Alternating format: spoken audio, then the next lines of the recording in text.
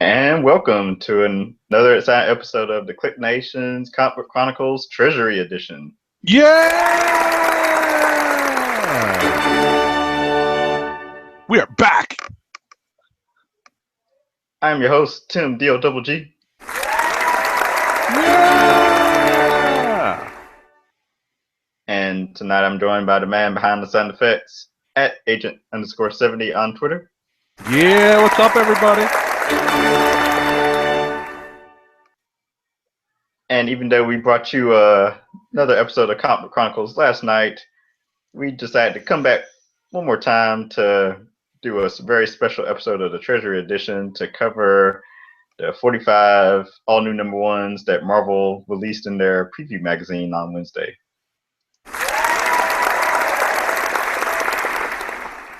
And while we gave our top three most anticipated and the least three anticipated, we wanted to go over the other 40 some odd or 30 some odd releases, because there's just so much to sink our teeth into. And just to quickly get the housekeeping out the way, make sure to go to the website, theclicknation.com, where you can find previous episodes of Comic Book Chronicles, Treasury Edition, and much more. Follow the Twitter account at CBCron. Like the Facebook fan page, facebook.com/theclicknation. Add us to your circles on Google+. Search for The Click Nation and join the The Click Nation community. Subscribe to us on iTunes, Stitcher Radio, and youtube.com/theclicknation. Make sure to give us 5-star reviews, give us the thumbs up, reshare the episodes, help us move up those different podcasting rankings. That's right. We need those downloads. Yes, we do. We are part of the Cold Slither Podcasting Network. Go to their website, cspn.us. We record live every Thursday night, 9 p.m. Eastern Time, for Comic Book Chronicles at least. That's right. You never know when a Treasury Edition will drop on you.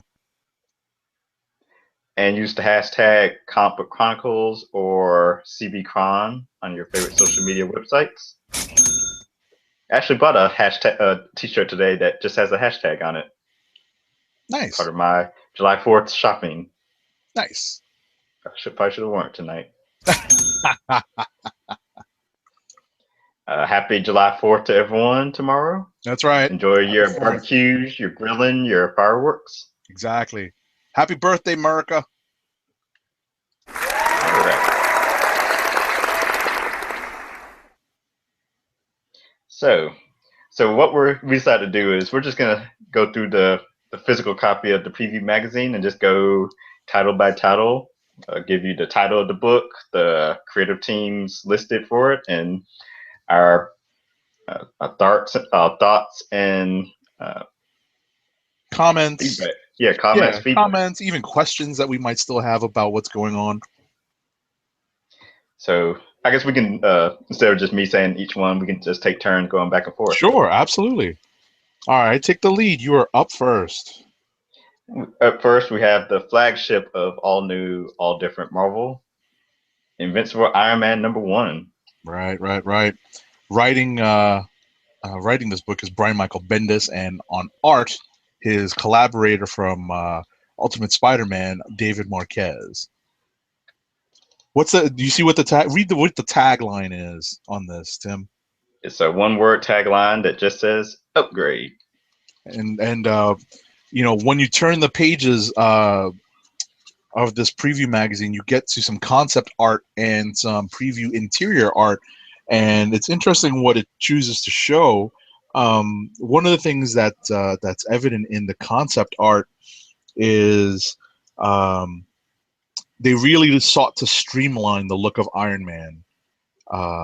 In this new book, the concept art really shows a really slender looking Iron Man, and it's kind of it makes it look far more like, is it the animated series where there was like a kid Iron Man or a younger Iron Man? Do you remember that?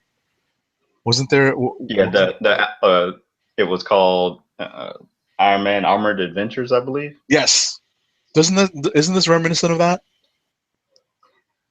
Most definitely. Mm, Uh, and I watched a couple of episodes of that series. It was fine. It was on Disney XD, I believe. right. Right. Well, I mean, we all know that Iron Man, they're pushing Iron Man now as the flagship character, not necessarily pushing Spider-Man aside, but because of the exposure that Iron Man has gained from being, I guess, the de facto lead hero in the Marvel Cinematic Universe. They're really trying to capitalize on that now. I think it's a little bit too late, to be perfectly honest. But they're Yeah, really making. especially What's with that? it looking like he's perhaps on his way out of the cinematic universe as far as Robert Downey Jr. playing him. Right, right, right. It almost seems like it's about time. Although at the same time, I think Iron Man definitely played a lead role. If you remember back in, we're talking like Civil War, and we're talking uh, uh, what you call it, the Initiative, the Register, all that stuff. Iron Man Right. was definitely lead, front and center in the Marvel universe for a long time. But I think that now they're really pushing him as their, one of their like 1A characters. And I hope that Dave Marquez can stay on as the artist for as long as possible. Agreed. Agreed. But he's Uh, definitely got a good track record of longevity on these books.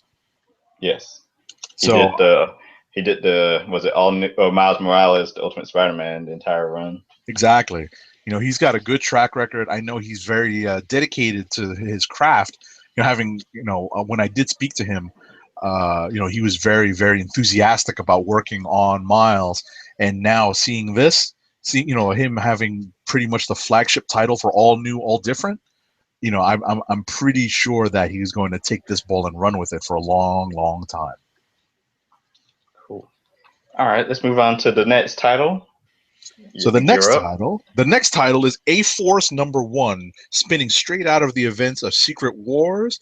The book is written by G. Willow Wilson, the writer of Ms. Marvel, and it has cover art by Victor Ibanez. It does not indicate who's going to be doing the interior art. There may be a rotating cast of artists, and the tagline for A Force #1 is "A force to be reckoned with." Ha ha ha ha ha.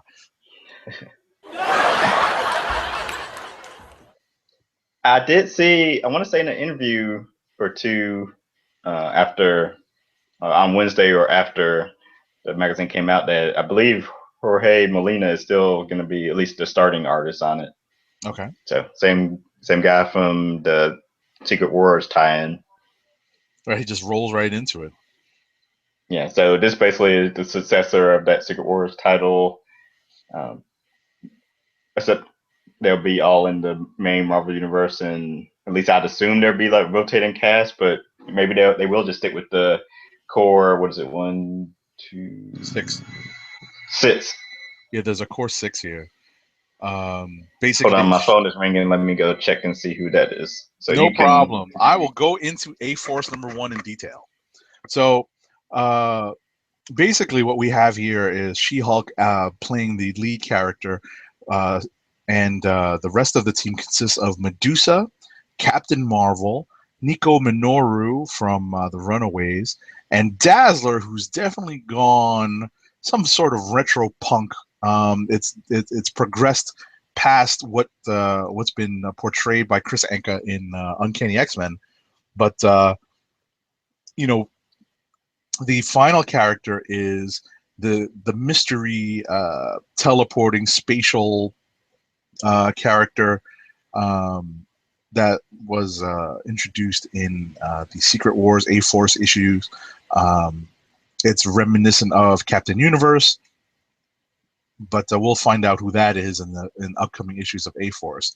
It's nice to see that Marvel is putting together an all-female team for Avengers and not just X-Men. I think that the all-female X-Men book was fairly well received, so I think that putting an all-female team together of some of the other characters in the Marvel Universe, I think is going to be uh, a good way to go. I think this is going to definitely uh, definitely be received by readers who are enthusiastic about something like the female Thor.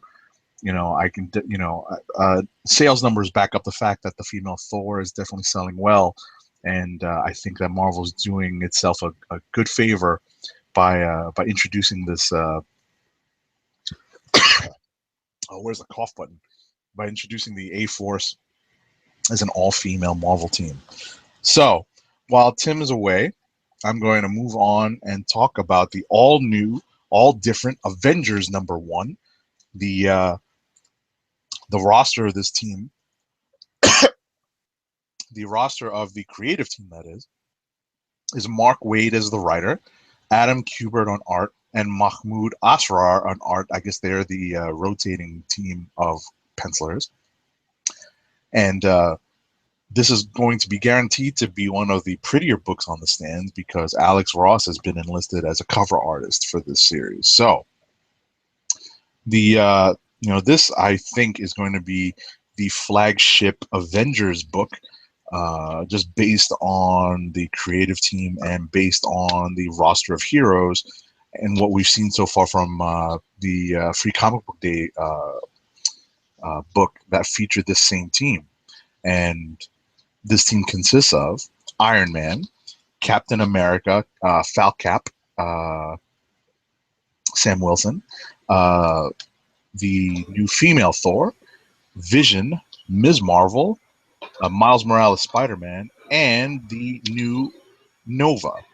So this is going to be, I guess, the flagship book of the Avengers, and we'll find out what they're going to be, dealing with, going forward. But it's kind of cool that this is incorporating one, two, forget all just one or two. They're actually incorporating 3 of the teen heroes that are front and center in all new, all different Marvel.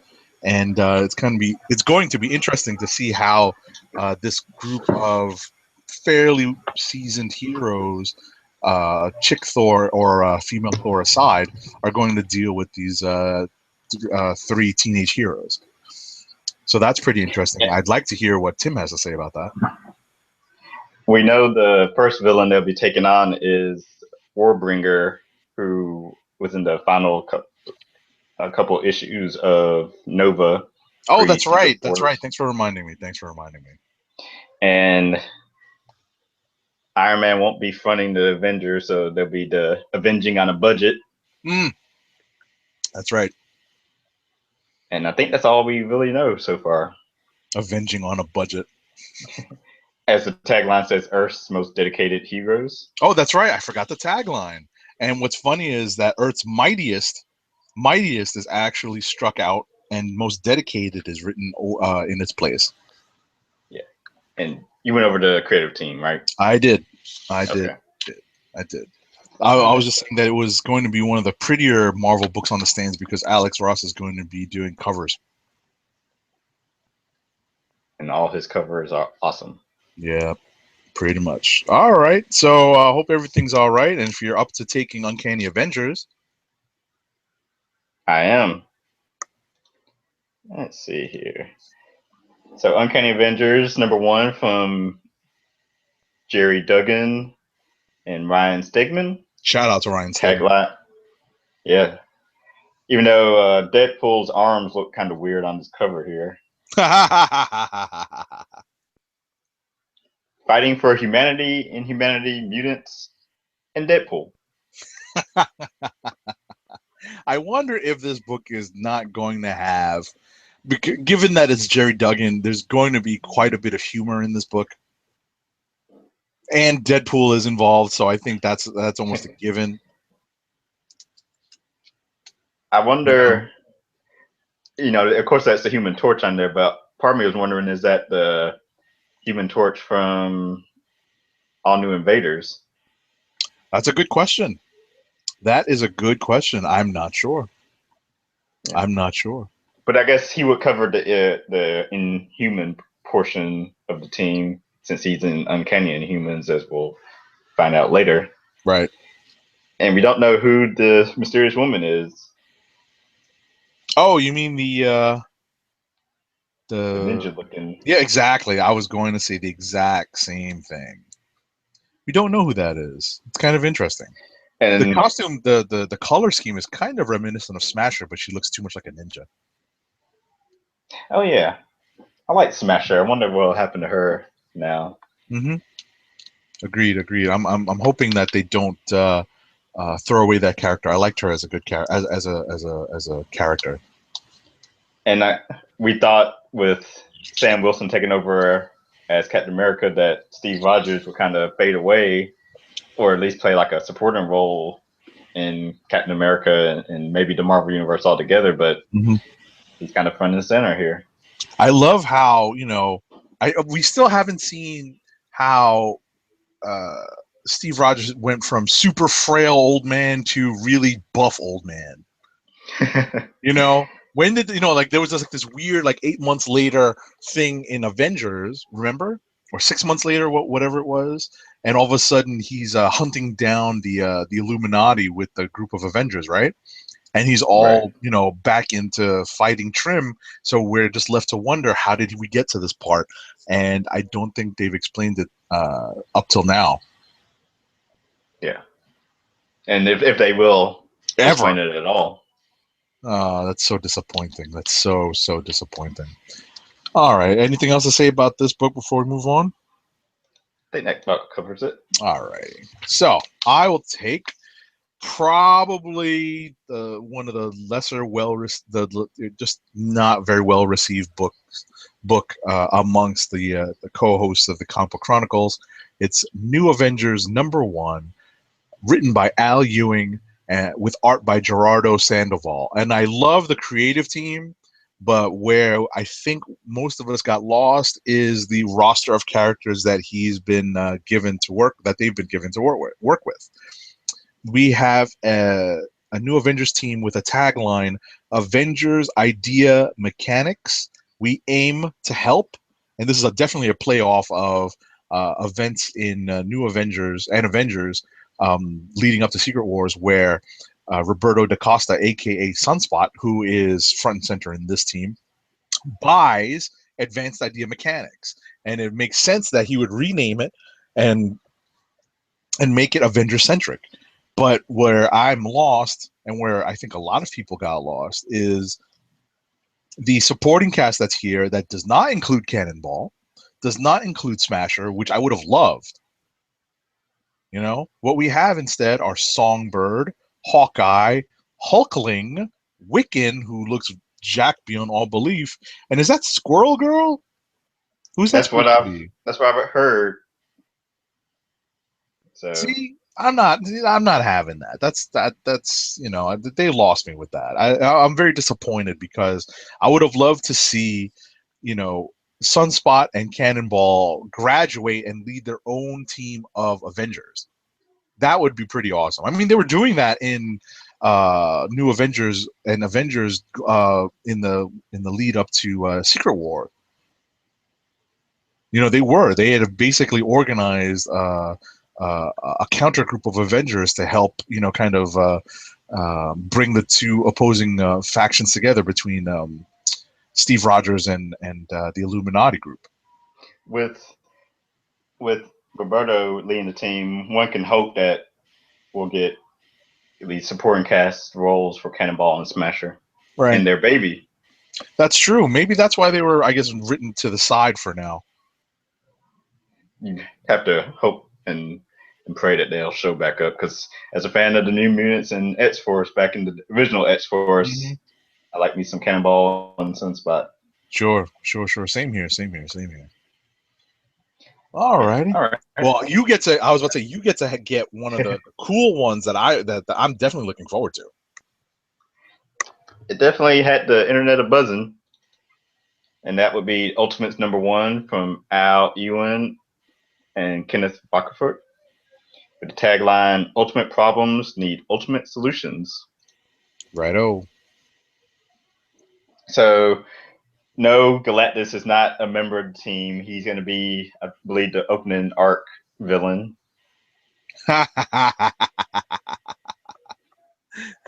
Psych, right?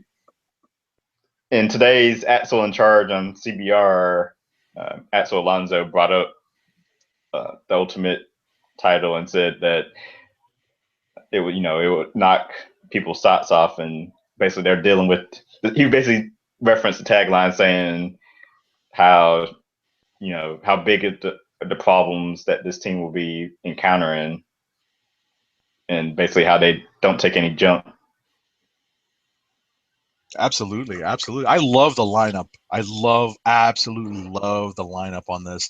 It's Black Panther, Monica Rambeau, aka Spectrum, the Blue Marvel, America. What do they call her? America Chavez, Miss America, America they call Chavez. it. Yeah, Miss America Chavez, and Carol Danvers, Captain Marvel. That's pretty cool. That's just a great collection of characters that they can do various things with. My question is, who's the leader on this team? You T'Challa. got Black Panther, I and think it's T'Challa. yeah, Captain Marvel could lead, Spectrum Yeah. could lead. I would say T'Challa, but I think the second choice is going to be Monica Rambeau, Spectrum. I think they're going to try to give her a higher profile, considering that Carol Danvers already has her own book. Right. So that's my guess. She did a lot of the field leading in the Mighty Avengers, both volumes. Right. So that's where I'm thinking it'll go. I Okay. love the image by Rocafort. I'm glad that he's got a mainstream Marvel book to do work on, because he was doing Superman for a long time.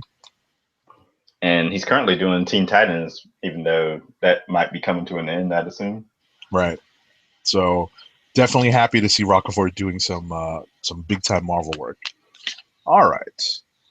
So I get a good one this time.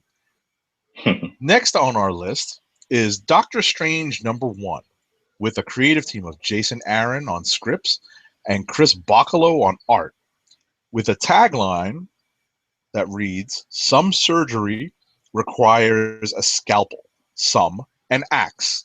And yes, that is a clear reference to the image that's included in the preview book of Doctor Strange wielding an axe. Yeah. Not something you'd ever thought you would see. Anyone who's been reading Doctor Strange for a long time, will just look at that and be very surprised. And at the very least, I think that's going to be enough to at least get some people to just open this and see what it's all about. I trust Jason Aaron. I love the fact that one of Marvel's real key writers, who I think is definitely taking over as one of the real architects of the Marvel universe. With the departure of Hickman and Remender, and who am I leaving out? Kelly Sue DeConnick. And Kelly Sue DeConnick. I think Jason Aaron is definitely taking up, stepping into a leadership role in these creative retreats and sculpting the Marvel universe as we know it. And I'm glad that he is taking the reins on Doctor Strange. What do you think about this? You basically covered everything. We knew it was only a matter of time before Doctor Strange would begin his own solo book, with the movie coming up. Is it next year? I believe. Is it next year? I mean, I know that they've already announced. Yeah, it's November of next year. That I is happen to be looking at a schedule. So yeah, next fall. And he's been highlighted in Jonathan Hickman's New Avengers lineup. So, hey, what happened to my picture? Get back on here. Where'd it go? But yeah, so, and as someone who's not a fan of the different magical elements, you could say, I am very much interested in seeing what Aaron does with Doctor Strange, because I know in the interviews he brought up how they want to make it where every action has a consequence if you're Mhm. delving with mystical elements. Interesting, interesting, So, interesting. I mean, I remember that being an aspect of Doctor Strange in the past, but I don't think any of his more recent series have stayed long enough, stayed on the stands long enough to really explore that. But I'm glad to see that. And look, would it kill them to have like a wizarding school at some point in this book? You know? well, they did say that he's gonna. I guess he'll have like a support group of magicians like that Mhm. he'll hang out with and get a beer with or whatever, and some of them will be like villains. Gotcha, They'll gotcha. just be like getting together to trade not secrets, but say like what each person is dealing with to Hmm. keep everyone abreast of what's going on in the world. Right. But like I said, would it kill them to have a magical school? Probably not, since it looks like DC is probably doing that with the Mystic U book whenever that comes out. Oh, I didn't. When did they announce that?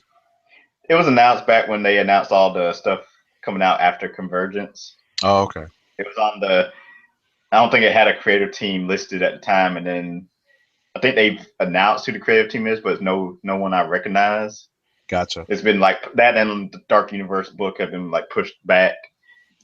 Dark Universe pushed back because uh, one of the writers, James Tinian, left the project. Hmm. But that's a whole different Treasury edition on DCU. Oh no, that's right. That's right. All right. So All right. you're up I'm next. up next, right? Yep. All right. Next up, we have Captain Marvel #1 from the Agent Carter showrunners Tara Butters and Michelle Fazekas Hmm. as writers, and Chris Anka on art. And the tagline reads Captain Marvel Rises.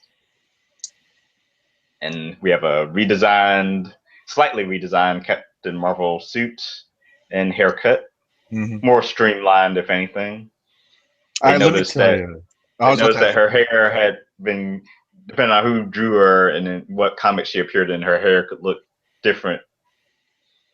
Yeah, I was So gonna they, say this is one of my favorite, and we did see it when I was showing Doctor Strange and his axe. This is one of my favorite all new, all different Marvel images. Absolutely.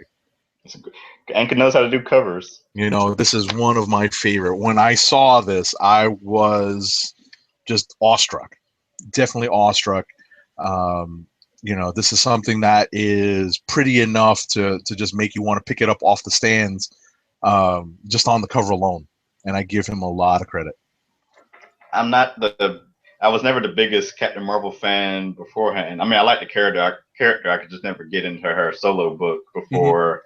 But of course, with the new #1 coming out, I'll at least give it the first couple issues a try and see if it makes me stick around. We know that she will be sort of like the planetary, uh, what's the word I'm looking for? Support or enforcer for the planet Earth, Okay. taking the place of Sword. Oh, I did not know that. Interesting. Yeah, Sword isn't around anymore in the post Secret Wars universe, aka the all new, all different Marvel universe. Right. So, and then with the ships in the background with the Avengers logo on them, I wonder if like basically where it's like she is Sword and she has like grunts that fly, helicarrier type ships Hmm. around to get blown up by the bad guy of the week or month. Yeah, you might be right. You might be right. But Interesting. that's Interesting. that's all I've got for Captain Marvel. It'll be interesting to see how the first time comic book writers fare. I mean, it's not all that different from being from working on a TV show, but yeah, I guess that bears some watching. Yeah, All right. nothing So major, just something to look out sure, for. sure. All right. Now I'm an unabashed Captain America fan, and the next book that we're going to be discussing is titled Sam Wilson, Captain America #1, written by Nick Spencer with art by Daniel Acuna. The tagline for this book is, "Who do you stand with?" Now, you wouldn't know that it was a Captain America book just based off the tagline. It's not as it's not as punny as some of the other ones, like a force to be, a force to be reckoned with, right? But the image that is in this all new previews book is an image of Steve Rogers as Captain America and Sam Wilson as the Falcon, uh, being torn apart, and their current incarnations walking away from each other as if they're having a disagreement. So that's meant to show that there is some sort of rift between the two, going into all new, all different. And I guess what if you're really interested in finding out, you want to pick up this first issue. Yep. So It's like I said. I'm still not 100% sold on how they're working Sam Wilson into the Captain America role, especially with Steve Rogers still running around, doing his thing. So it's I'm kind of torn, literally looking at this cover, and torn about how to feel about this book. So we'll see. I'll definitely read the first few issues to see what direction Spencer's going in.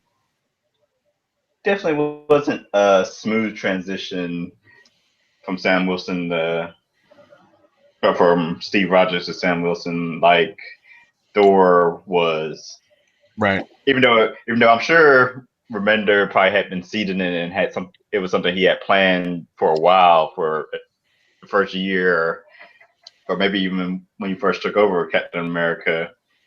But it definitely feels like you could feel that Jason Aaron had been setting this up for, uh, spoiler alert, Jane Foster. Oh yeah, yeah. So yeah, but I have faith in Nick Spencer. I've been enjoying his Ant-Man. His Superior Foes to Spider-Man was well received as well. So I my I was about to say, I forgot that he did Superior Foes. I like that, and I do like Ant-Man. So, based off of those two books, I think there's obviously going to be a different tone in this book as opposed to those two. But I'd be willing to give Spencer a try and see how he fares on this title. yes. Oh, you get some fun now. So we have the Totally Awesome Hulk #1 I clap because it's totally awesome. from Greg Pak and Frank Cho, with the simple tagline, "Who is the Hulk?" Right, and the image that we get is an image of a Hulk-like uh, being, but the face is obscured and blacked out, and the left forearm and hand are obscured. So we're left trying to figure out who the new Hulk could be.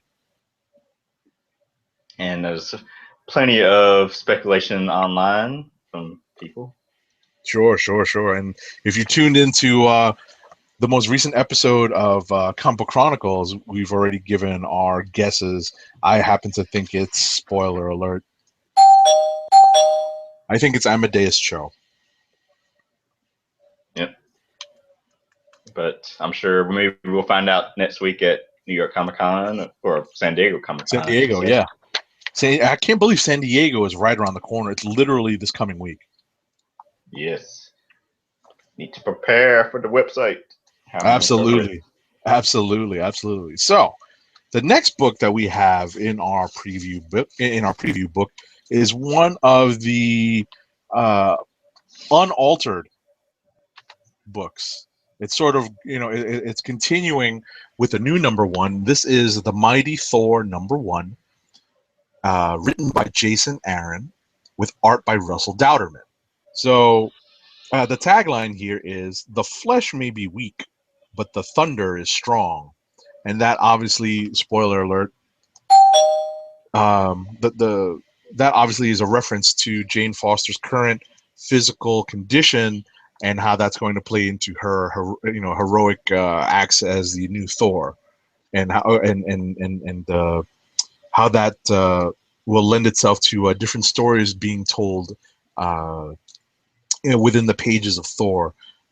There's no reference to Odin's son. There's no reference to any of the other supporting characters. But we're likely to see um, a lot of those characters continue on in this book.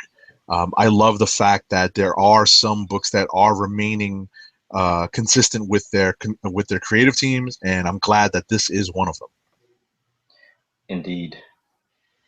Definitely looking forward to this picking back up. Mm-hmm. That's about all I can say about it. Yep, definitely. All right. So, switch covers. There we go. Come through. Yep, you're in. Cool. Scarlet Witch, #1, from creative team of James Robinson. And at least for cover art, we have Kevin Wada. Tagline, Seeing Red.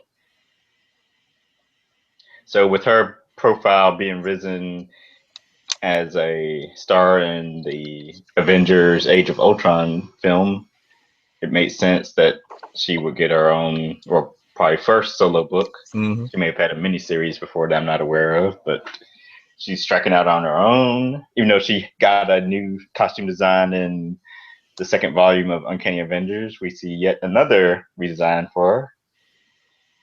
Yeah, it definitely And stresses some of the gypsy, the gypsy background with so the head stuff.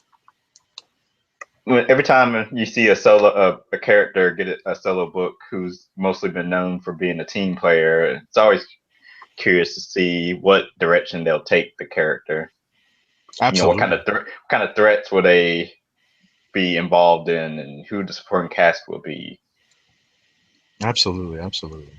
Things I look forward to seeing, and I guess unless things change, I don't think, at least as of right now, she's not involved in a team book because she wasn't on the Uncanny Avengers cover.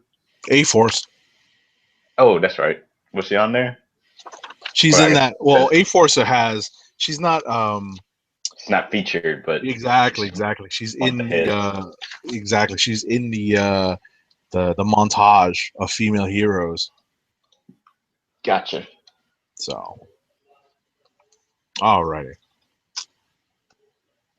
Well, this isn't one of the books that I'm really looking forward to. You said it is or isn't? Is not. Is not. Oh, yeah. Is not. Yeah, I'll I mean, check it we'll up. read it for academic purposes. That's what we do. We review Well, books, but I don't know if I'm it'll going to depend keep how up with much it. I read it.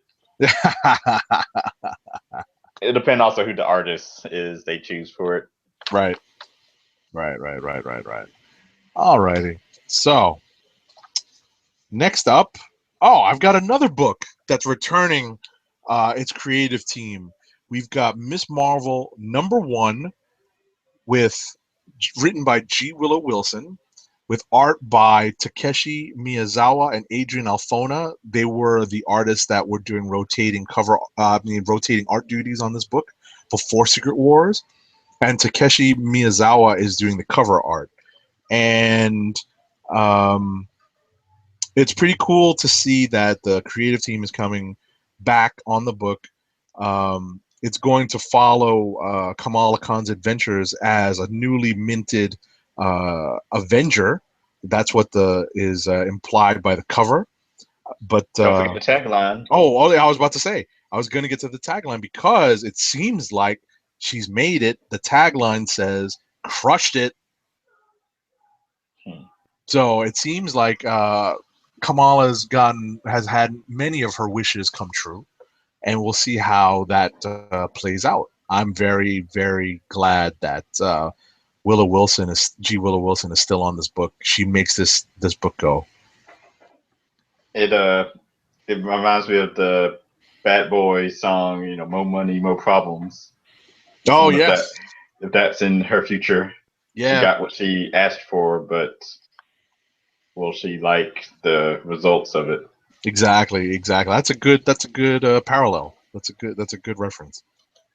You know, cool. All right. Well, this is All an right. interesting book that we're up to. Yeah, let me switch covers here.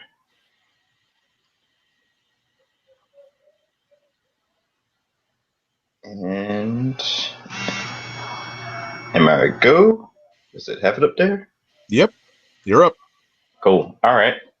Yeah, so after reading Red Skull #1, I'm even looking more forward to Illuminati #1 from Josh Williamson, Sean Crystal, and covers by Riley Rossmo. So I've been a fan of Josh Williamson's image work from Ghosted to Birthright and Nailbiter. Mm-hmm. Sean Crystal, I think he was the artist on the Arkham Manor book, and he's done a couple other things I think from Marvel as well. All right. And Riley Rosmo is the current artist on um, Constantine the Hellblazer. Oh, okay. So at least as of right now, we know it features at least an evil version of the Illuminati with Red Hood featured, who we haven't seen since Bendis left. Mm-hmm. Actually, we did see him in the in what was that Jason Aaron series event, Original Sin. Yes. I think he was like Original Sins. He was in the little 4 or 5 issue miniseries. Okay, I didn't read that. Yeah, he got into it with the couple members of the Young Avengers, Hulkling and Wiccan. no, the Wiccan. I don't even think Wiccan was. He might have been in that. It might have been those two and who's the black mutant that joined Young Avengers and Kieran Gillen's run? The guy that like was smart. Oh, I can't remember his name. Prodigy. Yes, there you go. Yeah, he got into it with them. It sort of seemed like he was trying to not say reform, but try to do a good deed. But the tagline for Illuminati #1 reads "Forever Evil." Yes. So Was that a dig at DC? What? doing it better today could. There you go. And as far as Illuminati goes, I think it's more. Can't really speak too much on it until we see who the other members of the team are. Yeah, I mean they're shown in silhouette at the bottom here. It definitely looks like Absorbing Man is involved. And if the Absorbing Man is involved, can Titania be far behind? But some of the other characters are very hard to make out. You know, there's not much of a hint here. So it'll be interesting to see who is involved in this book. It's funny that the Marvel sent out for the next book coming up, which I guess you're reading, but Marvel in the preview magazine, the comments called one thing, and then the preview that they sent out to the press sites has a different name for the book. Really? Well, the name of the book that we're referring to is Hawkeye #1, written by Jeff Lemire, with art by Ramon Perez, and the tagline is Hawkeye versus Hawkeye. Now, anyone who tuned into or has listened to the most recent episode of Comic Book Chronicles will know I am not a fan of where this book is supposed to be going because it involves, spoiler alert, it involves a version of Clint Barton that I don't necessarily care to see. So, that's really what we're dealing with here. The tagline basically says it all. The image that we were given contains Clint Barton from a different era in the future and Kate Bishop. So, what was the name or the title that you're referring to, Tim? Yeah, for those that can see my avatar picture now, it says all new Hawkeye #1. I just noticed that. Oh. So I have no idea which one is correct. So we'll Well, have to you wait would until think that they. the one that made it to print is the one that's correct, but you never know, Yeah, right? that's what I'd go with. But yeah, Interesting, take that for what interesting. it's worth. Sure, sure. What do you think about this? I'm not a fan of this, but I know that you and Dirt and Roddy, I think we're giving this a shot because Jeff Lemire has a good track record. Yeah, I'll read anything of Lemire's nowadays, except I haven't read any of his Vertigo work. But I think All New Hawkeye's only had 3 issues come out, maybe 4. Four, I think. Okay, 4, and they've been pretty good so far.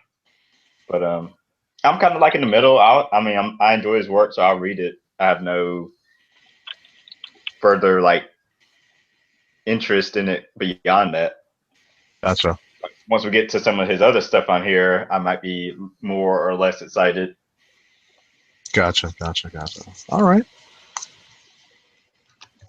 Let's see if this next one. Okay, yeah, the next one title. Well, this is another one that has a different name. Really? Yeah. Go ahead. Is it my go? It is.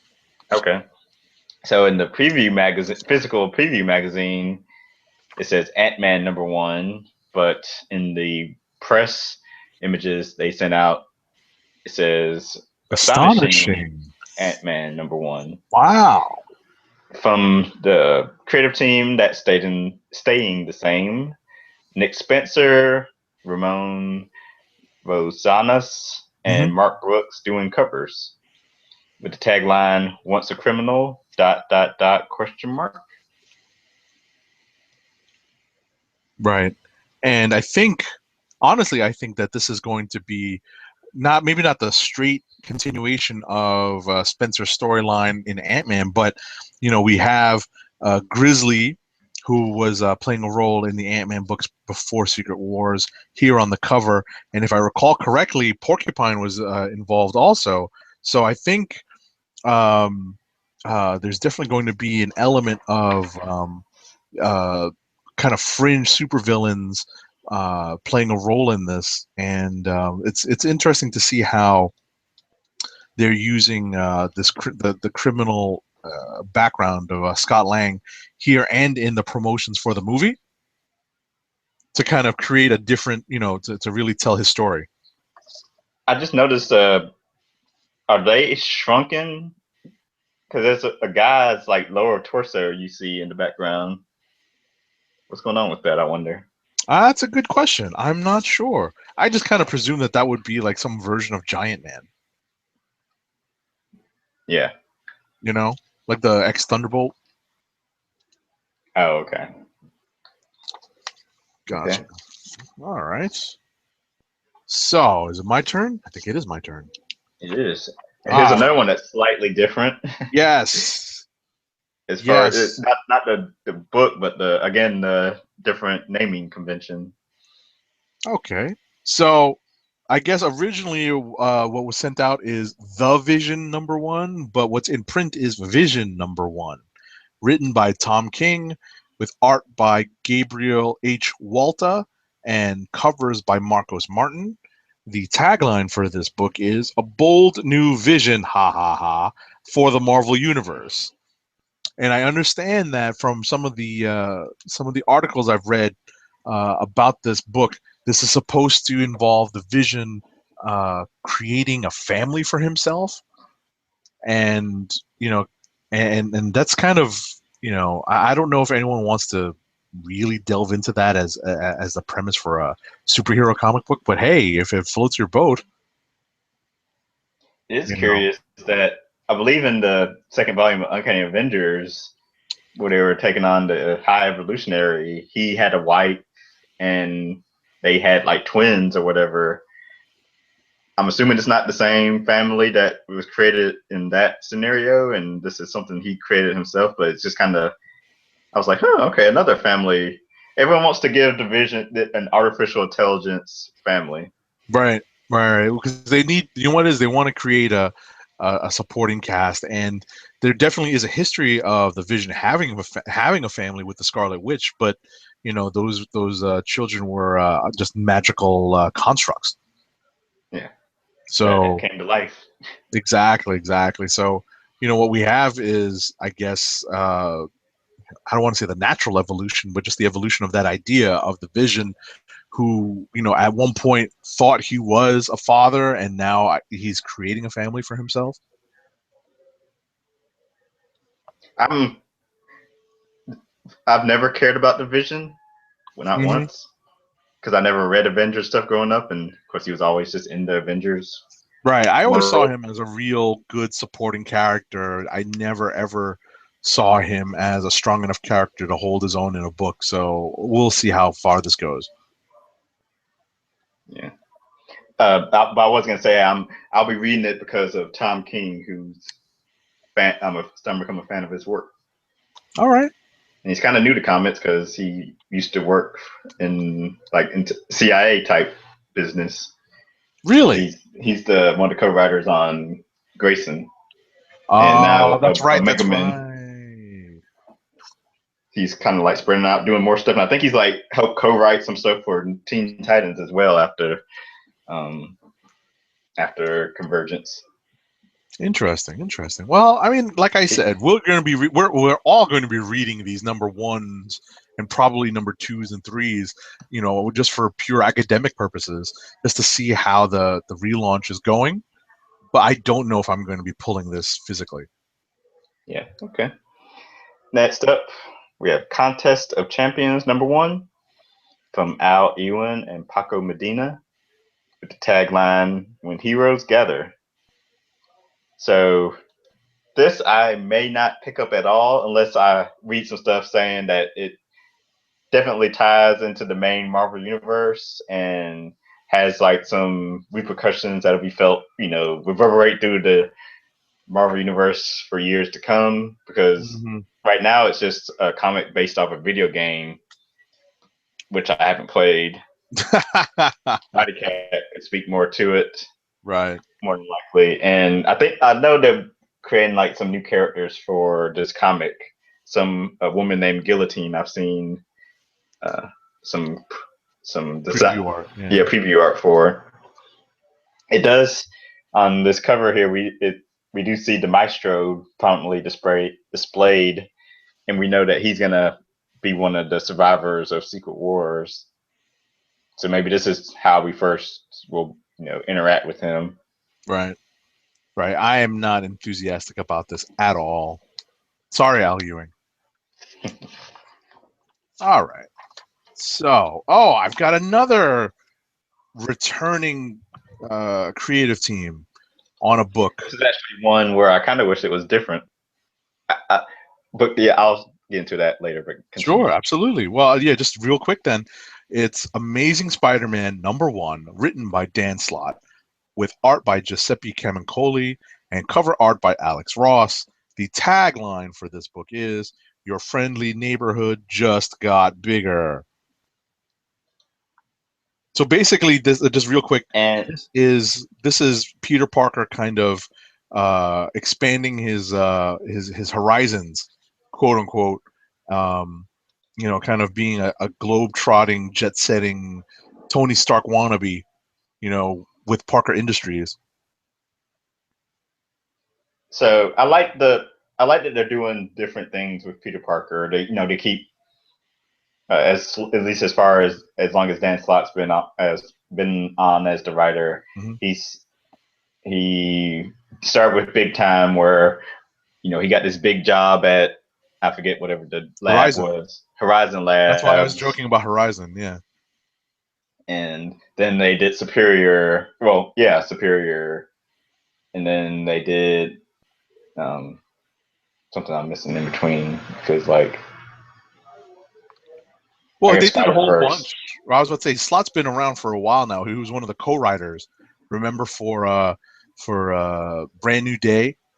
Yes. So he's been on Spidey. He's been doing Spidey for a while now, and but the big plot points that you just mentioned were Spidey going big time and really becoming known for being a big brain, right?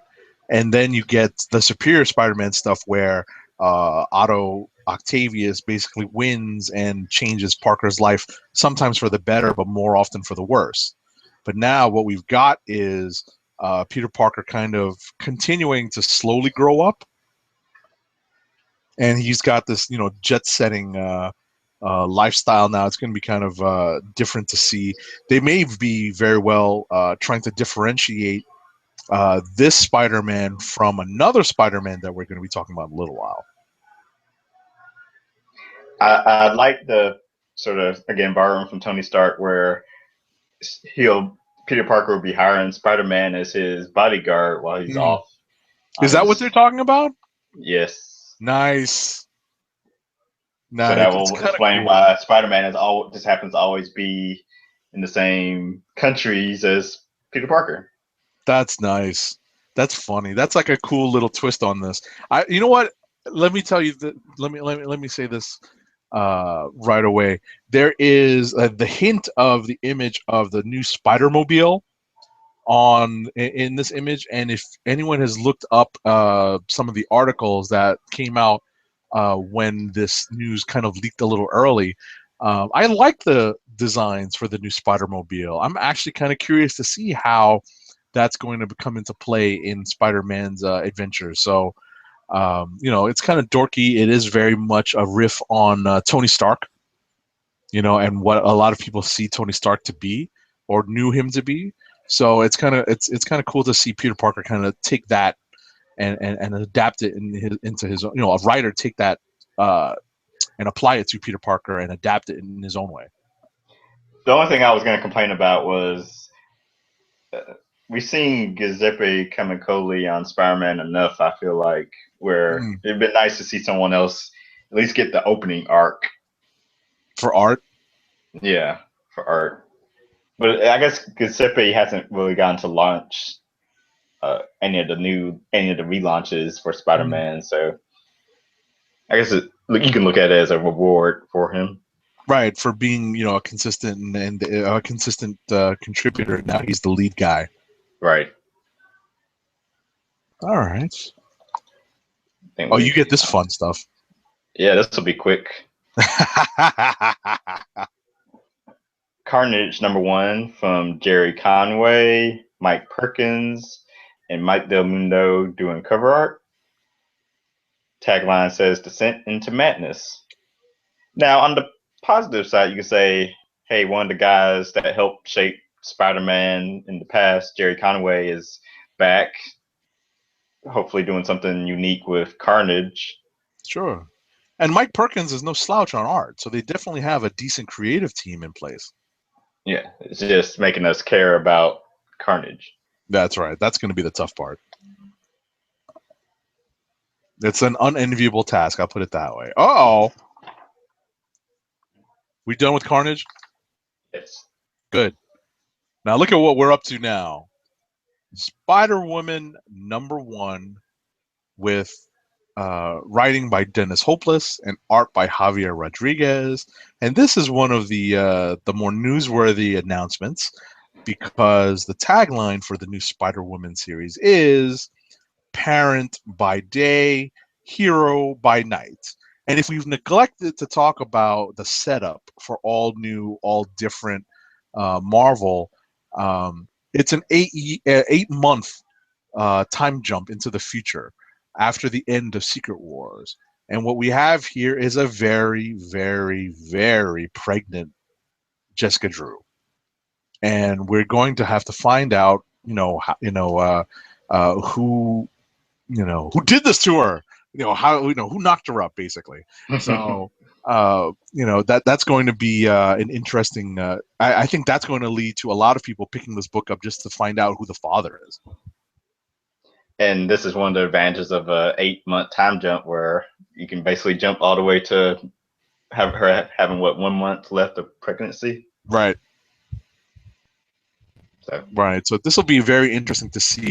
I read an article. It might have been Axel Alonso in that comic book resources piece that he does every week, where he references the fact that Jessica Drew in her series before Secret Wars was looking to kind of settle down and kind of create a normal life for her. And it's interesting that they're basically jumping into creating a family for her and kind of taking that normal life another step I will mention how in the little two all new, all different preview images they released, she was not pregnant in that. Really? Yeah, of course that would have been a giveaway. You know, the one at the front of the magazine, Front of the magazine. on the second page, I guess. Oh yeah, yeah, that would have been a giveaway. Yeah, they could have like had Cap Shield block it. We wouldn't have known. That's funny. That is funny. All right. Oh, I get the nice one. Yes.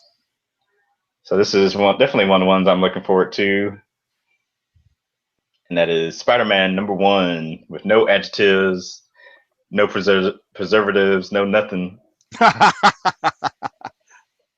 from Brian Michael Bendis and Sarah Pacelli, the Nice to creators see of Sarah. Miles Morales. Exactly. Nice to see Sarah Pacelli back on the book. Yes. Tagline reading: Welcome to the Marvel Universe, Miles Morales. Hope you survived the experience. Dun dun All dun. right, fine. I'll put the drama in.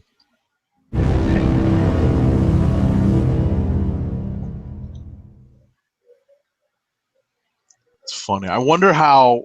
I wonder uh, how often we're going to see Peter Parker show up in this book, and vice versa.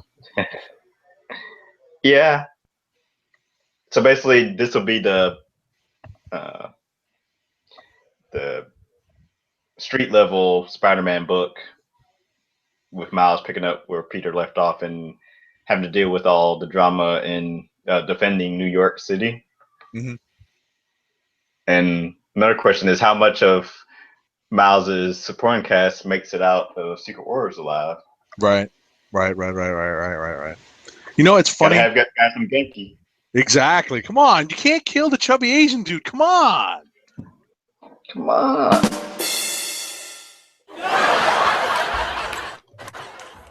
But in all seriousness, it's kind of cool to see that there is room in the Marvel Universe for multiple strong Spider-Man family related books. I never thought I'd see today. I used to always kept saying with all these Spider-Man characters around, just do a team Spider-Man book and just put them all into it, which I guess they kind of did once we get near the end of the magazine, I believe. Exactly, towards the end. But, you know, it's kind of cool to see that there really are strong Spider-Man family titles. And so the next three? Actually, we got into them with Spider Woman. Oh yeah. Yeah. Ooh, I get another great returning title. We switch gears here. Spider. So the next book that we have is Spider-Gwen #1, written as before by Jason Latour and drawn as before by Robbie Rodriguez. The tagline for this book is The Secret History of Gwen Stacy and Peter Parker.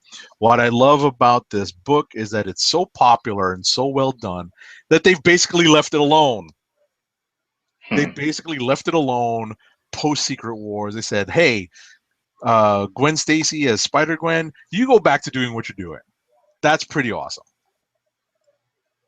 Yeah, just keep doing what you're doing. Yeah, just keep on keeping on. We're not going to bother you. So that's pretty. You know, I'm glad to see that. You know, I think a lot of people on the line when I was at Special Edition NYC who were online getting ready to talk to Latour and Rodriguez were all basically kind of saying, well, we think she's going to come out of Secret Wars unscathed. It kind of sucks that they have to take a break while this is happening, but ultimately she's, you know, they didn't completely collapse her universe, you know what I mean, even though it was only supposed to be the Ultimate Universe and the 616 universe staying alive and then being mushed together.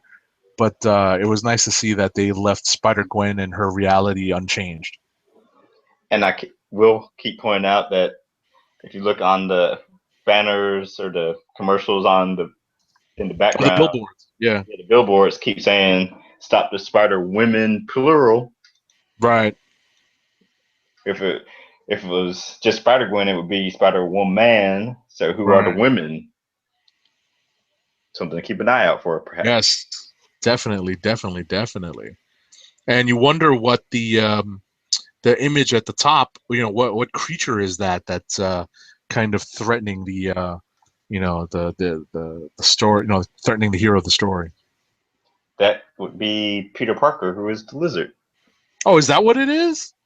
That's what I gathered from it. Because it's the secret history of Gwen Ah, Stacy and Peter Parker. And he was the nice. lizard. That's correct. That is correct. Now that makes it. It doesn't look very lizard-like right away, but now that you mention it, especially with the hand, it's the hand that does it. Hmm. And the It was more the mouth for me. really? Yeah. All right, all right, cool. Okay.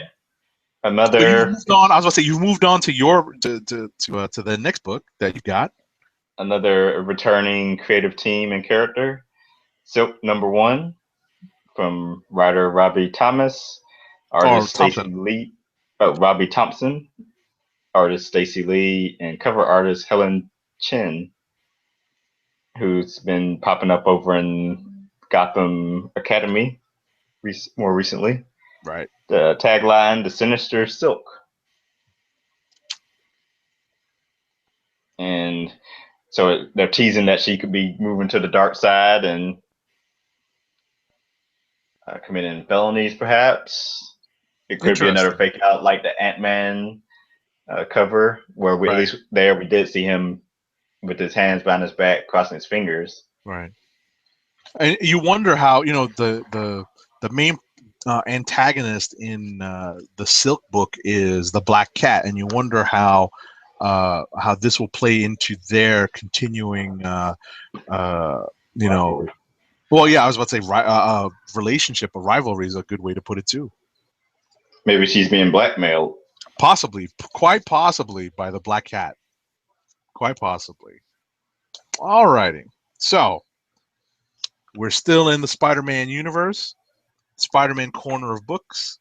We're up to Spider-Man 2099 #1.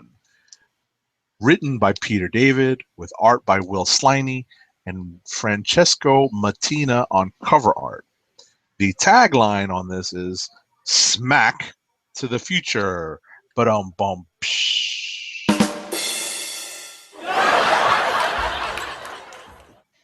So the preview image for Spider-Man 2099 #1 shows a redesigned Spider-Man 2099 costume.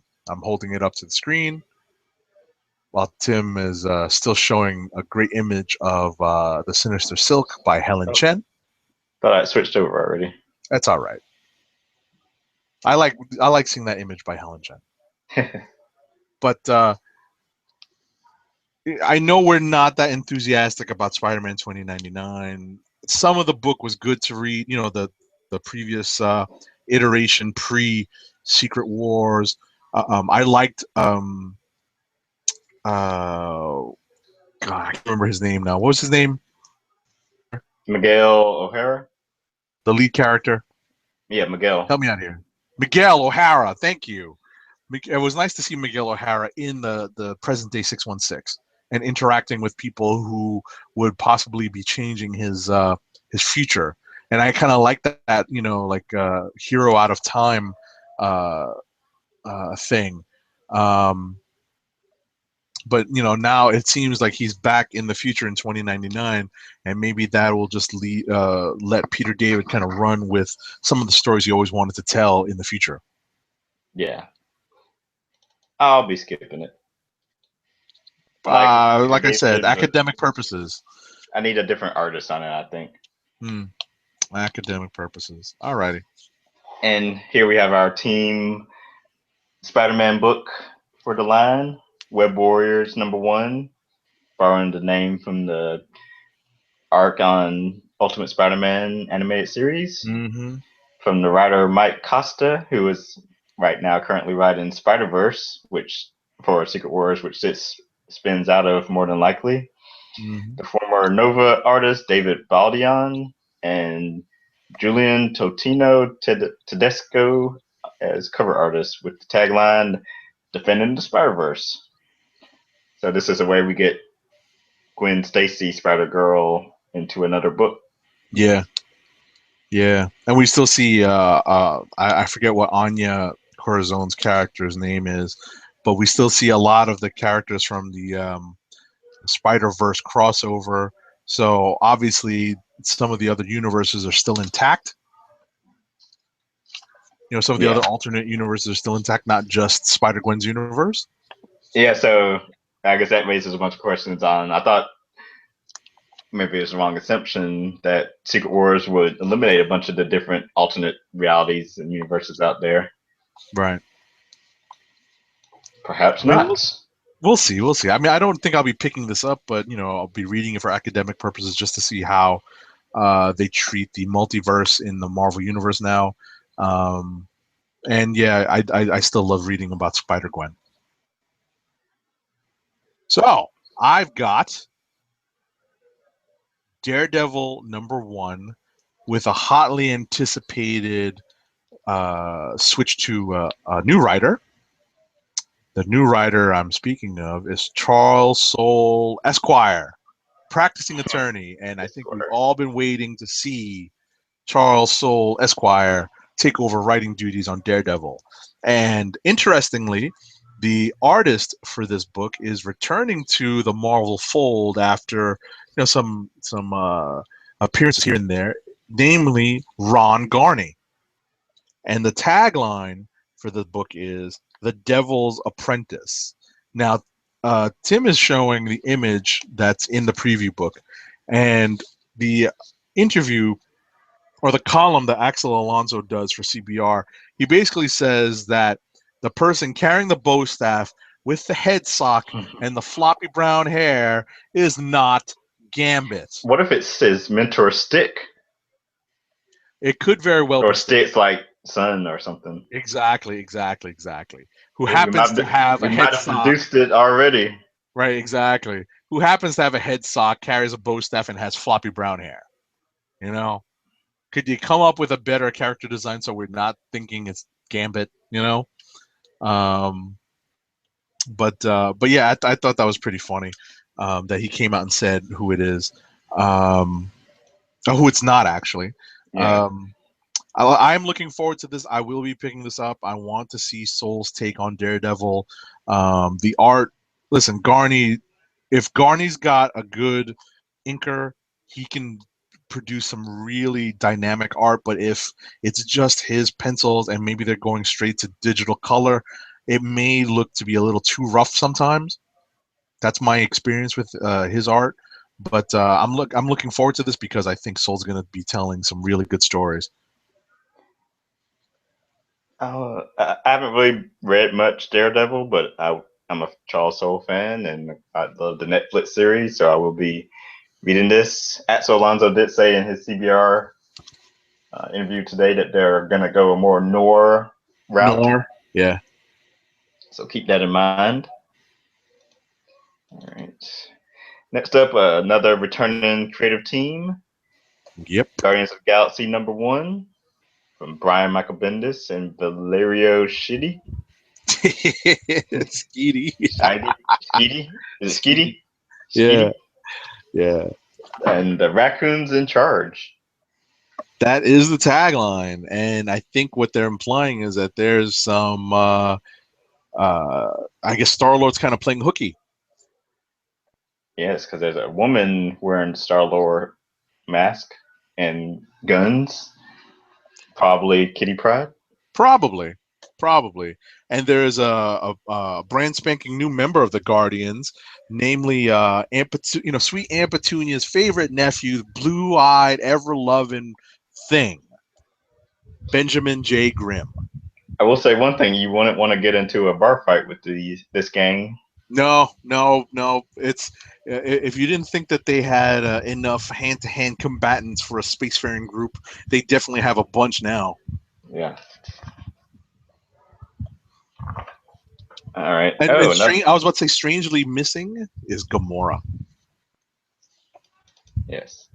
who will probably have her solo book announced yet again at San Diego Comic Con Right. this week. I Right. think it feels like it was announced the first time at last year's Comic Con. Righto. Righto. Righto. Uh, All right. So is it my turn? it's your turn. I was about to steal your Oh wait, if you thunder. want to steal, I was about to say if you want to steal it because this is an interesting book. We have Drax #1, co-written by C.M. Punk and Cullen Bunn, and art by Ed McGuinness. On covers, it doesn't seem to say who the interior artist is.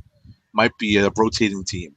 And the tagline for this series is "the best in the galaxy."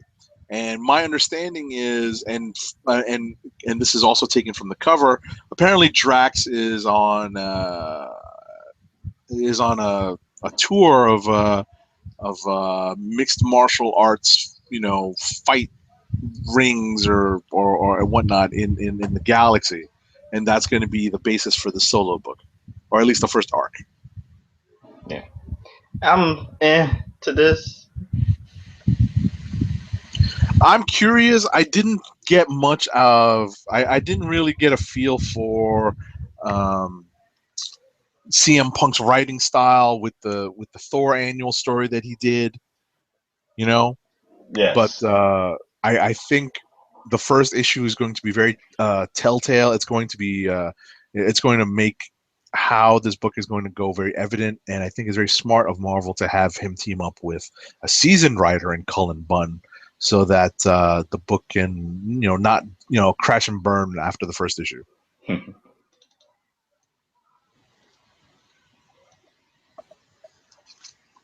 All right, you're up. I love this imagery, by the way. It's Howard the Duck #1. Yes, again. I wonder if that's the actual title of the book. No, but that's pretty funny if it would be. From the same creative team of Chip Zdarsky and Joe Quinones. Yeah, Zdarsky, I think it is. Zdarsky? Yeah. Okay. And tagline Howard gets a new hat. Well, considering that they didn't really have a chance to do much before they had to reboot it, I think this is definitely a tongue-in-cheek, reboot.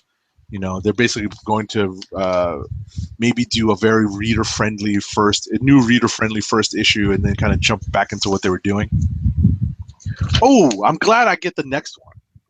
I wanted to talk about this. I'm very glad that you proposed to do a Treasury edition to talk about all new, all different Marvel, because I did not have a chance to talk about this last night.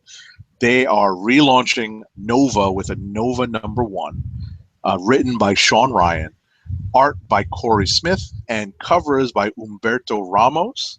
The tagline on this is "The Family Business." Now, that implies that Sam Alexander is still the young Nova, and that is evident in the image.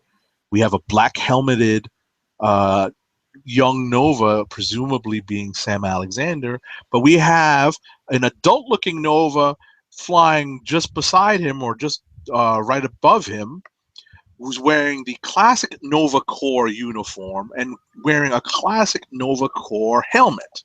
Now, by calling this the family business, I thought of two things. One, that's his father, and they're restarting the Nova Corps. He finally did find his father in the Nova series before Secret Wars, and now they're restarting the Nova Corps. Or two, is that possibly another member of the Nova Corps who is supposed to be dead, and apparently they may retcon in a familial relationship, a la Johnny Blaze and Danny Ketch. I wonder. Like a mentor relationship, you mean? No, a family relationship. Oh, is that what they did with Ketch and Blaze? And Johnny Blaze, yeah, they actually made them distant relatives Oh. back in the Yeah, day. because Sam Alexander took his father's helmet, which was the black helmet. So Exactly. unless they found like another Nova regular helmet. gold helmet, Right. but yeah, maybe hopefully they bring Nova back or Yeah, I mean, So listen, Richard Rider knows of that. exactly. I mean, I thought that they tried to do, that Bendis tried to tell like the definitive Richard Rider's dead, but if we remember that story, they left the door open. So we'll see how this goes. But my gut says that that's his father, and that they found a Nova helmet for him to use. Right. So that'll be an That's what interesting I'm thinking. story. You get a fun story to talk about, a fun book to talk about now. Yes, and I have the updated creative team in my cover art, but they lose the legendary adjective, so it's just Star Lord #1 from Sam Humphries, Javier Garon as the artist, interior artist, and Dave Johnson cover art. Feels like the first time. Feels like the very first time. It is the song. I think it's Journey. Feels like the first time. It's one of the songs you hear in commercials for Yep. like Chevrolet truck or something. It's classic rock. So the image has Peter Quill in a Star-Lord helmet in what appears to be a United States, a NASA space uniform, spacesuit. Yes. I wonder how that's going to play. Yeah. Nothing. No other real thoughts on the book, unless. I mean, Roddy Cat in the chat was just telling us, Roddy Cat who couldn't be with us tonight, but is still chatting along with us. Basically said, well, presumably Peter Quill is off leading the Spartax, but I wonder how this is going to play into that bit of continuity. How this title. Maybe whatever's going on in his solo book adventures will explain why he's not in Guardians. Yeah, possibly. Just wait until they start retconning who his real father is to match the movies. To match the movies. Yeah. If they're not going to make him Jason of Spartax, right? Right. Alrighty. So, next. Oh, I had to get one of the books I don't want to talk about. I'm actually kind of interested in this. Really? For the creative team. Yeah. And I'm a Venom fan. Yeah. Venom Space Knight #1. They have to just completely screw with the fans who want to see Rom Space Knight come back. The book is written by Robbie Thompson and art by Ariel Olivetti, so at least the painted art is going to look nice. The tagline is, sometimes a hero needs a little space. So basically, Venom is going to be running around. This is going to be Venom's adventures in space when he's not with the Guardians. And that's about it. But you're looking forward to it. Yeah. Just because, they went through the whole process of giving him a new purpose, making him a space character, having them find the planet of the symbiotes, and getting a new costume out of it. Mm-hmm. So hey, let's see what they do with it. And I like Robbie Thompson's Silk. So okay, in the second book, he's just not hanging around, doing TV and comics on the side. He's double dipping. Right. Yeah, I just wish they wouldn't call it Venom Space Knight, but they obviously want to invoke the name, the title. Yeah. Alrighty. Is it my go? Yes, it is. Oh, we get friend of the podcast here. Yes, shout out. Howling Commandos of S.H.I.E.L.D. #1. Like I said, friend of the podcast, Frank Barbary and Brent Schoonover. Yeah. To fight the monsters of the world, we need the monsters of the night. Normally, I wouldn't pay attention to this, but like we said, Frank Barbary's on it, and I was a fan of the Teenage Abomination in the Superior Spider-Man run, and we see he is Iron Man. Spirit Iron Man. So we see he is one of the stars of the book. Yeah, I'm glad that you mentioned Dum Duggan.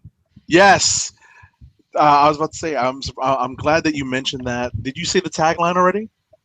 Yes, I did. Okay, so I'm glad that you mentioned the Kid Abomination.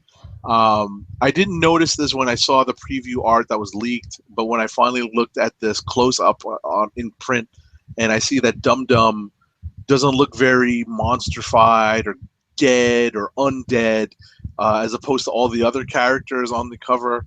I wonder if that's not just another Dum Dum LMD, but it's kind of cool that Dum Dum is back.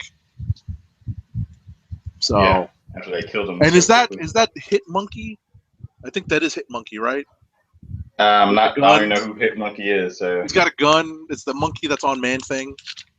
yeah, I know. I see the He's monkey got a though. gun. I think that's Hit Monkey. That's pretty funny. And All who's the right. big dude running in the background? No idea. Okay. No, I'm probably a monster from Monster Island. I don't know who that is. Here's a book I'm not caring about at all. That's too bad. It's too bad that you don't care about Agents of S.H.I.E.L.D. #1, written by the showrunner for many DC shows, Mark Guggenheim, with art by Mike Norton. The tagline is "Keep your friends close and your enemies closer." I am an unabashed fan of Agent Phil Coulson. So I am always going to be reading about his exploits in the Marvel Universe proper. So I'm happy to see, these characters get some play in the Marvel Universe. Um, it looks like they're kind of dealing with Hydra, similar to what they're doing on the TV show. I like this book. I'm a fan. Okay. Let me get Oh, my you get a picture cool back book up here. on here. Yeah, we'll see. Switch over. All right. Uncanny Inhumans #1, which I guess will be the new flagship book for Inhumans, Mm-hmm. unless we get another announcement next week We may very well. from Charles Soule and Steve McNiven. The silence is broken. So the big revelations here are we'll get 2 new cast members for the Inhumans: Johnny Storm, the Human Torch, and Beast from the X-Men. Right. Apparently, something happens in the 8 months that causes these two particular characters to defect from their normal teams and join up with the Inhumans. So I think that's a pretty interesting take. Well, remember, I don't know if you're familiar with this, but Johnny Storm has a very long history with the Inhumans based off of a relationship that he had with Crystal. Right. So he's not unfamiliar to the Inhumans, and it's kind of interesting that they would pull Hank McCoy, the current Hank McCoy, the Beast, the furry Beast, Hank McCoy, into this book. That bears some watching. Okay.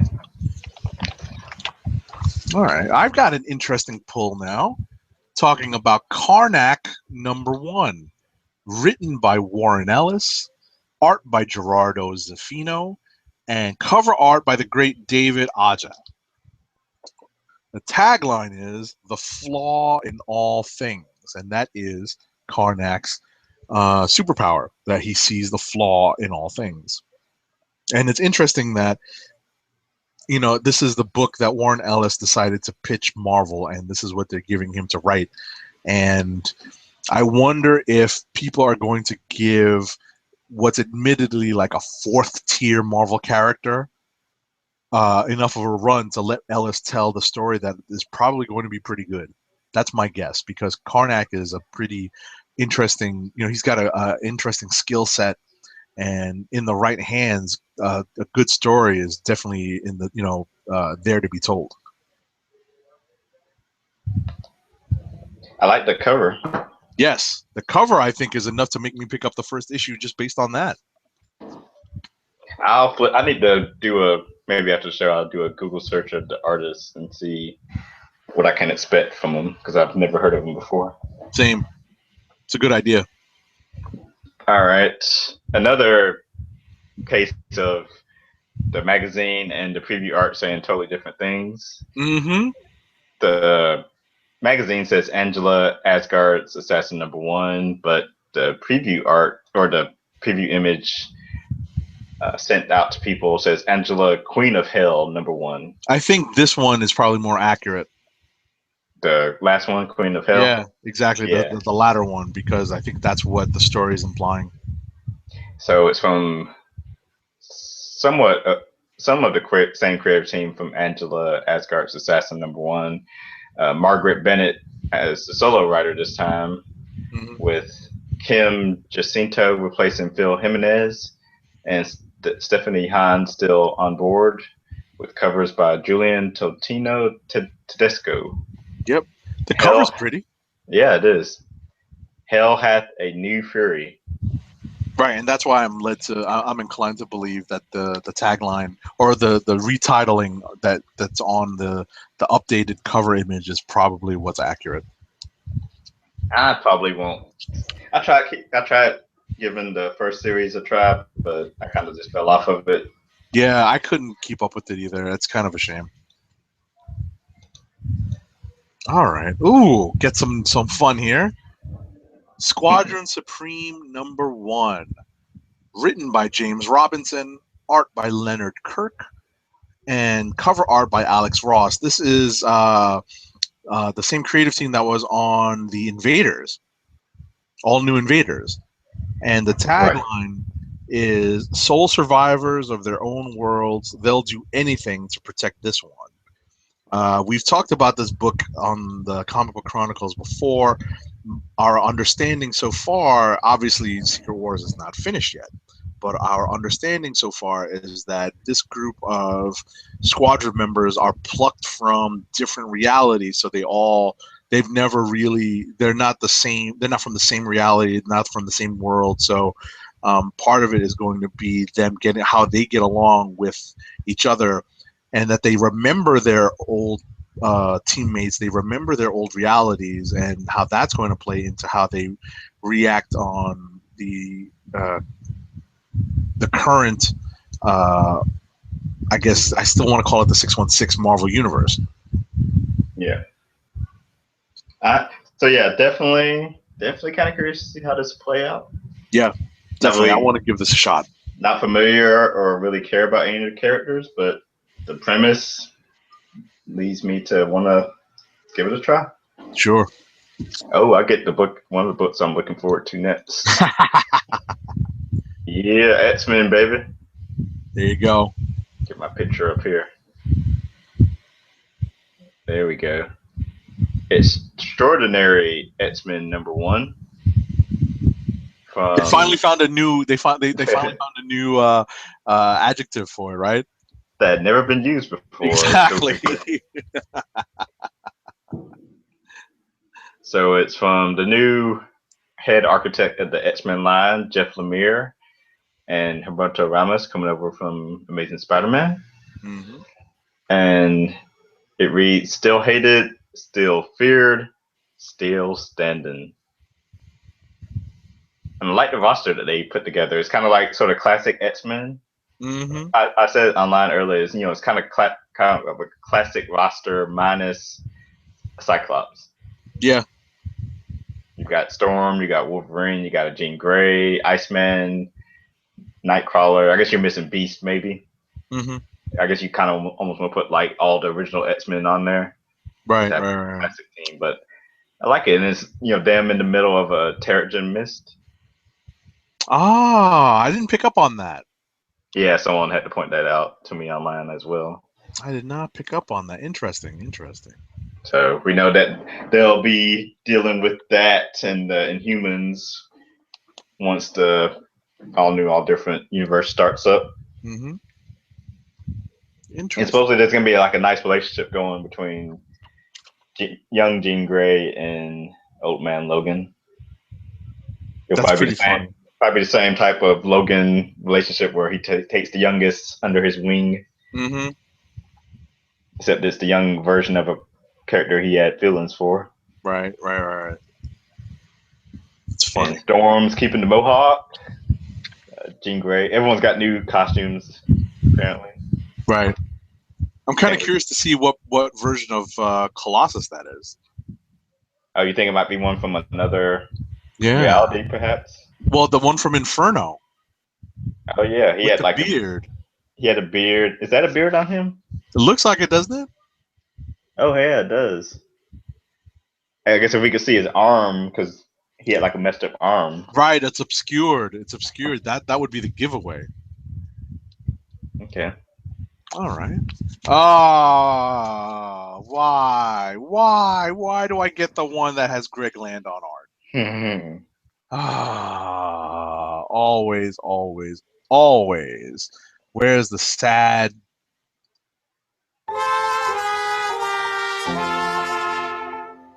So, I have the unfortunate luck of pulling Uncanny X-Men #1. Now, I said this on last night's show, the most recent comic book chronicles. I have an uninterrupted run of Uncanny X-Men from just before the Dark Phoenix saga all the way till now. And I'm definitely considering putting an end to my uninterrupted run of Uncanny X-Men because of the new premise of Uncanny X-Men, written by Cullen Bunn with art by the aforementioned, and unfortunately, it's Greg Land. The tagline is "Bigger threats require more threatening X-Men." Ay, ay, ay. The characters on the roster of this team so far revealed in the preview image are Magneto, Sabretooth, Phantom X, Mystique, and Psylocke. It's a rejiggered X-Force. I'm really not keen on this. Put Greg Land on this, and I do not want to pick this up. This may very well mark the end of my continuing run of Uncanny X-Men. Unbelievable. Yeah, I'm tired of Phantom X. He was, I guess he came around to prominence, or at least he was first, I guess, created and debuted back when I wasn't reading Yeah, Morrison. comics. Yeah. So I mean, I liked them in Remender's X Force or Uncanny X Force, Mm-hmm. Well, but he really besides gave him some. He gave him some purpose because of the whole whatchamacallit, Apocalypse Kid. right. Gave him some purpose with that. But once they made him go bad again in the most recent runs of X Force, I lost any interest in the And I'm character. tired of him and Psylocke because kind of like they're the new Rogue and Gambit kind of Yeah, or at playground least they now. tried to make exactly. They tried to make that. Get it, get on with it already. Yeah, that's funny. All right. Uh, oh, another one I'm looking forward to. Let me switch over here, just because I'm glad to see Dennis Hopeless get more shine and more high-profile projects. Mm-hmm. We have the relaunch of All New X-Men #1 from Dennis Hopeless and Mark Bagley, how do you say it? I think it's Bagley. On a mission to make their own future. And I guess at some point, I said to myself, I wouldn't be surprised if the original X-Men from the past survived into the new world, Mm-hmm. just because of how popular they were, and they would not have resolved them not being taken back unless it would have happened in the Uncanny X-Men 600 that isn't due out till after Secret Wars. Mm-hmm. However that works. Craziness. But the same members minus Jean Grey, Right. and we still have the Black Vortex Angel. Yeah. The same with Groot in Guardians of the Galaxy. Right.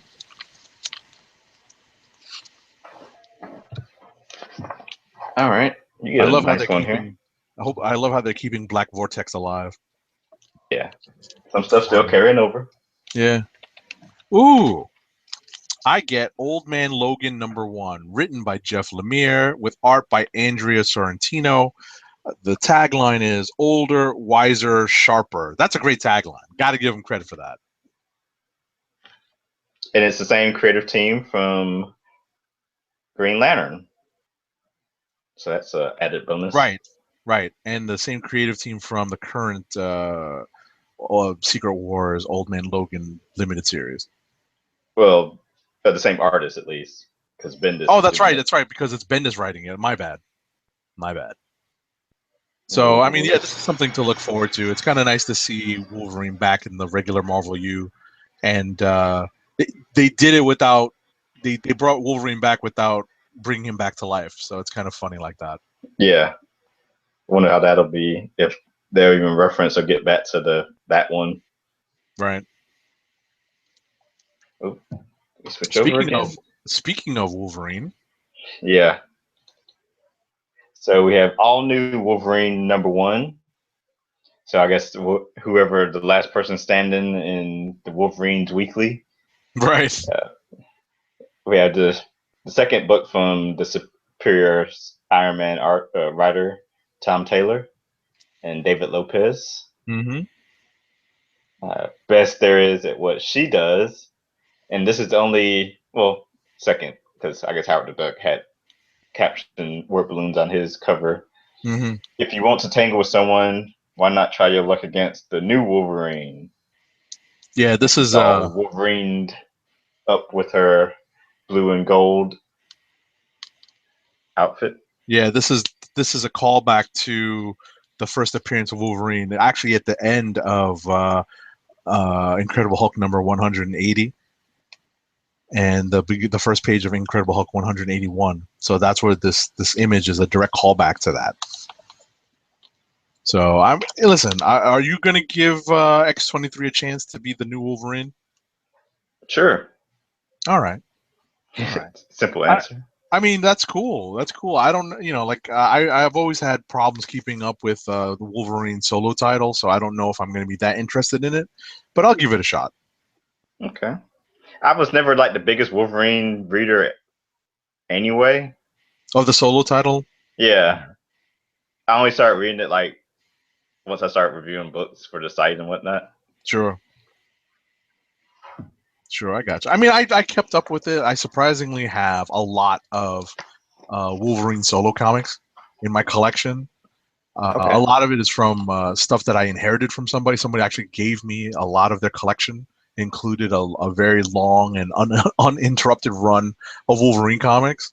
So, I kind of found myself with these books. So, but yeah, I don't have the best track record keeping up with the solo Wolverine books. We'll see if I can keep up with this one, or if it makes me keep up with it. So finally, I guess I get to bring up the last book of the 45 that have been announced so far in all new, all different Marvel, and it's Deadpool #1 with a returning writer of Jerry Duggan, artist Mike Hawthorne, and cover art by the returning Tony Moore. The tagline for this series is "More Deadpool than you wanted." I give Jerry Duggan all the credit in the world for making Deadpool just a funny read for the most part. Yes, Deadpool was just killed off. Yes, we're going to find out what the hell's going on, probably in the first issue. But listen, there's Deadpool fans out there. They have to at least try to capitalize on some of the press that the Deadpool movie is garnering. So why not have a brand new Deadpool series starting in the all new, all different Marvel? And I've never read much of Deadpool, so this means nothing to me. But I gotcha. all right, I guess that's about it. I guess Yeah, at the back they give some previews of books to pay attention to in Secret Wars. right. Some of the stuff that's coming up, which hasn't dropped yet, which is 1872. That's where Red Wolf is going to be center stage. A Force, Weird World, Right. Old Man Logan, Squadron Sinister, Future Imperfect, Yeah, I jumped straight to 1872. Spider Verse, Star Lord, and Kitty Pryde, which is interesting. Right. That hasn't come up. That hasn't dropped yet. Uh, Deadpool, Mrs. Deadpool, and the Howling Right, and that Commandos, hasn't dropped yet either. So which is the last. yeah, yeah. And before I forget, let me go over the feedback we got for the show. Uh, at Matt Wang 97 said to have fun and discuss the Ultimates and Squadron Supreme, which we did. Yep. At CatMars77 says I'm interested in X-23 as the new Wolverine. Also, I'd like to check out A-Force and Illuminati. Even How the Duck sounds cool. Nice. So yeah, like I said, I'm interested in X-23 as Wolverine.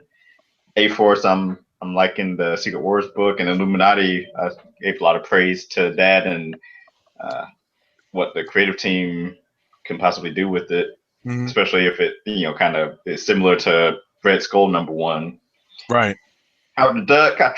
I read the first issue of Howard, and I got to like halfway of the second and kind of just stopped. It's kind of weird. Like some of the humor Marvel books, I don't really give too much of a chance. Besides like Superior Foes, but like the offhand stuff like Squirrel Girl and Howard the Duck and Deadpool, I'm kind of just like, eh. I got Not even sure why it is. I don't mind humor in like some of my off big two books, but I guess maybe I care a little too much in my Marvel stuff. I gotcha. All right. Well, we've made our way through all of the 45 all different previews that dropped from Marvel this week, and we're sure to be discussing more of the all new, all different titles that are announced at San Diego Comic-Con this week, or this coming week. Yep. So we definitely thank the feedback from everyone. Yes, thank you. And make sure to follow us. Oh yeah, wow. And make sure to follow us on our individual Twitter accounts at TimDLGG98 and at CBCron. Agent 70 is at Agent_70. Shout out to our co-hosts who aren't here tonight at PCN_dirt on Twitter. Go to his website, popculturenetwork.com. And at Roddy Cat and at News Nerds Need. And with that, we'll be back next week for a regular episode of Comic Book Chronicles. We are the Comic Book Chronicles, and we are signing off. Hey!